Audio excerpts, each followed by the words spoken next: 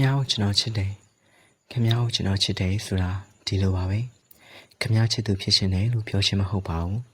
ချစ်တယ်ဆိုတာချစ်သူဖြစ်ရှင်တာထက်အများကြီးပိုကြောင်းပေါ့စိတ်ရောကိုယ်ရောဖျားနေတယ်အနာနာမှာတယောက်ယောက်ကိုလိုအပ်နေပါတယ်တယောက်ယောက်ကလည်းတယောက်တည်းပဲဖြစ်နေတယ်ကိုစင်ငိမ့်ပြောသလိုပဲဘဝဟာခုံချဖြစ်ရှင်စရာမိုးတွေရွာတဲ့အခါနှင်းတွေချတဲ့အခါရွာဝါတွေကျွေတဲ့အခါတရားရောက်ကိုစူးစူးနင်းနင်းတတိယဖြစ်ဖို့ပေါ့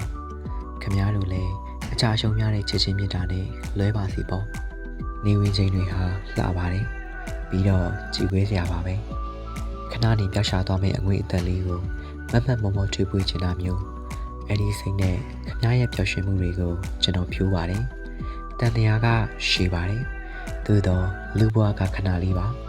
ကျွန်တော်ကပါလေးသို့မဟုတ်အဲ့ဒီမြင့်တောင်ရှည်လေးတွေကိုငေးမောရင်းကိုဆုံးချင်ပါတယ်တောင်းပန်ပါတယ်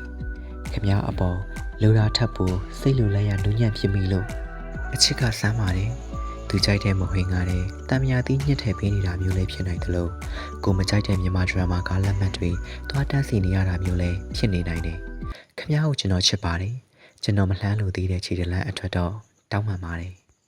탐근할처럼 그대 보면 행복해